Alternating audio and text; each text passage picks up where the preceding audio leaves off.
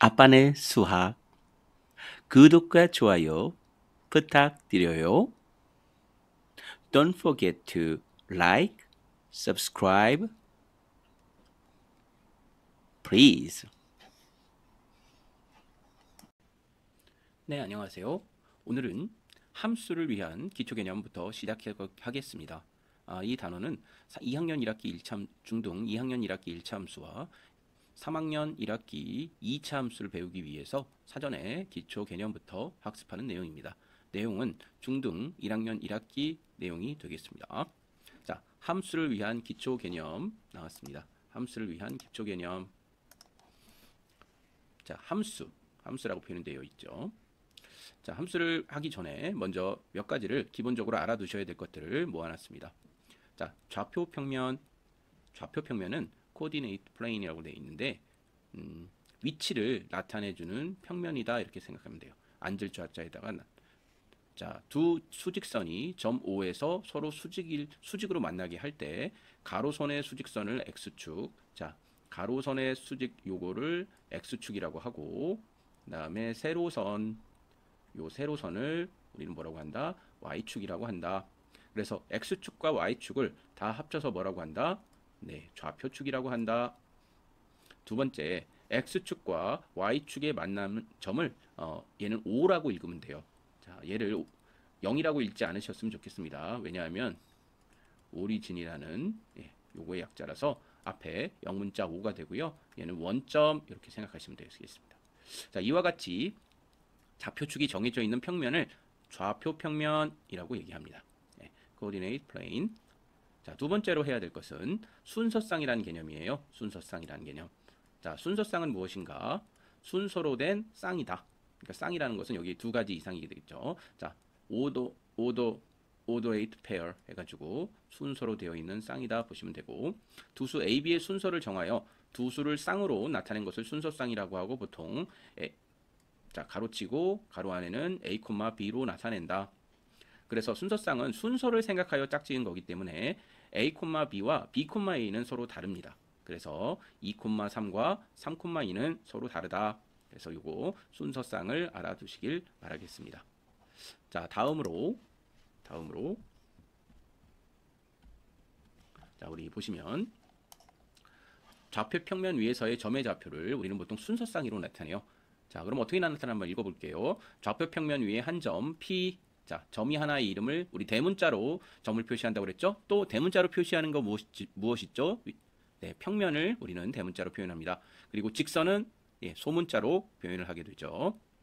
자, x축과 y축에 각각 수선을 그어 x축과 y축이 만나는 점에 대응하는 점이 a와 b라고 일 때, 자, 순서쌍 a, b를 p점의 좌표라고 한다. 이것을 점 P라고 써놓고 가로치고 A, B와 같이 나타낸다. 이를 A를 P점의 X좌표, B를 Y좌표라고, P점의 Y좌표라고 합니다. 자, 이렇게 좌표 평면 위에서 이것이 X축이고 이게가 Y축으로 되어 있을 때, 이 점 하나를 쭉 찍었을 때 우리는 어떻게 표현한다? 얘를 찍었을 때, 자, 얘의 X좌표를 먼저 쓰고 얘의 Y좌표를 나중에 씀으로써 점 P는 A 가로치고 A, B 가로 닫고 이렇게 표현할 수 있겠다.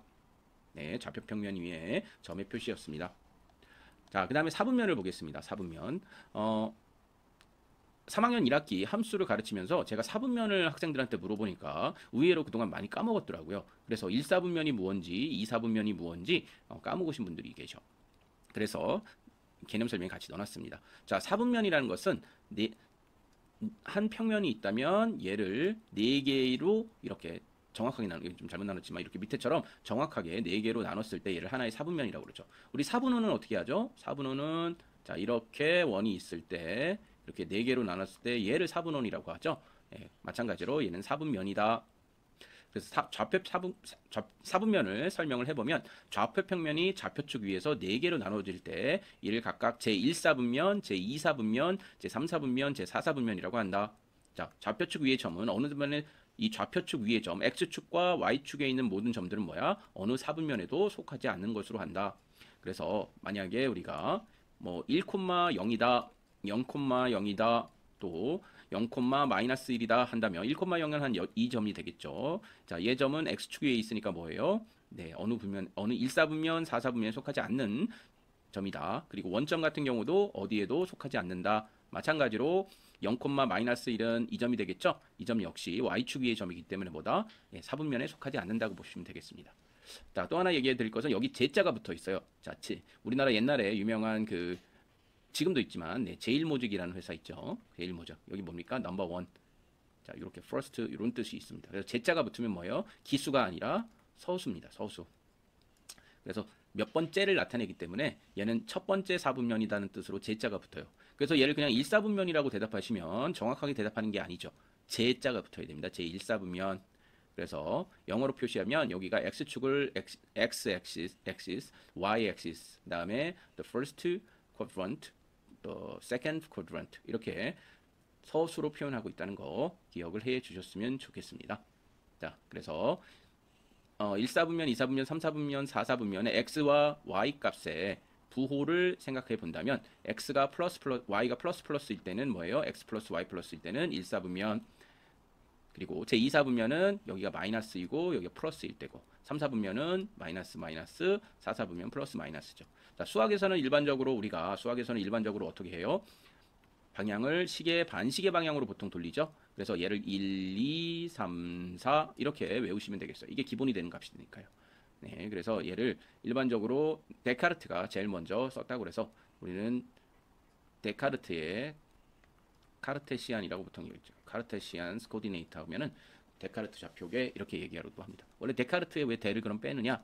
보통 얘가 라틴어 이름이 카르테시안의 데카르트에 그리고 이 대를 붙이면 프랑스어식 이름인데 이 대자는 사실은 뭐뭐의라는 뜻이고 또 귀족이나 그런 때 나타내는 그런 뜻이 된다고 그래요. 그래서 실제 이름은 얘니까 대를 뺀 라틴어식 이름으로 카르테시안 코디네이트라고 보통 얘기한다. 이렇게 생각하시면 되겠습니다.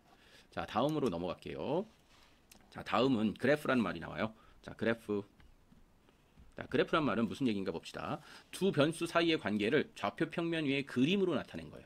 자, 그렇다면 이런 좌표 평면이 x축과 y축이 있다면 두 변수, 여기서 변수라는 말이 나오는데 선생님이 변수를 요 다음 강좌에서 소개할 거예요. 일단 variable로 해서 변하는 수다 이렇게 생각하시면 되겠어요. 그래서 그래프는 두 사이의 관계를 그림 위에 나타낸 것. 그래서 변수는 여기서 변수를 소개하고 있네요. 변수는 x와 y와 같이 여러 가지로 변하는 값을 나타내는 문자다. 네. 그래서 이 그래프는 결국 함수의 그래프 이렇게 보통 표현하는데 영어로 한번 해보면 the graph of the function f is the collection of all pairs. 그러니까 함수의 그래프라는 것은 뭐냐면은 모든 순서쌍을 모은 것이다라고 보시면 돼요. 그래서 순서쌍을 만약에 y는 x라는 얘가 fx는 x 이런 식으로 함수의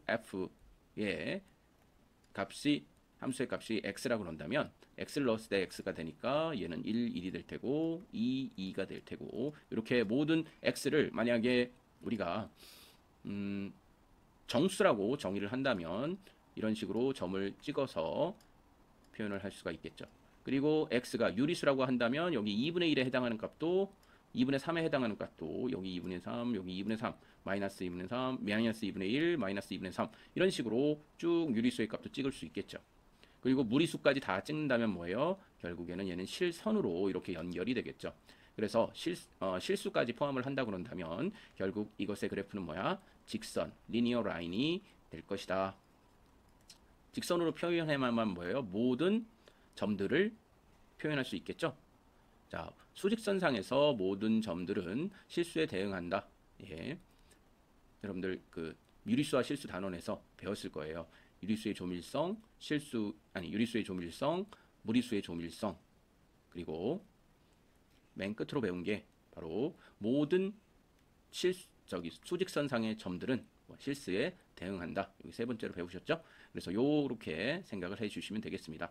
그리고 이렇게 함수는 결국 그래프로 나타내면 두 변수의 변화 관계를 우리가 쉽게 나타낼 수가 있어요. 그리고 마찬가지로 쉽게 알아볼 수도 있죠. 그래서 대부분 중등 과정에서의 모든 함수 문제는 어떻게 풀면 좋다? 반드시 그래프를 그려서 풀어보면 좋겠습니다. 요거는 유명하신 수학 선생님이 하신 말씀이세요. 그래서 저도 적극 동의합니다. 그냥 문제를 풀기보다는 반드시 그래프를 그려놓고 풀어야 문제의 의미를 정확하게 더 이해할 수 있고 오리 없이 풀 수 있겠습니다. 그래서 저도 모든 함수 문제를 풀 때는 그래프를 일단 한번 그려봐라 그것이 일종의 팁으로 드리고 싶은 말씀입니다. 자, 그러면 여기까지 하시고 오늘도 즐겁고 아름다운 하루 만들어 가세요. 자, 수학을 위한 기초 설명이었습니다.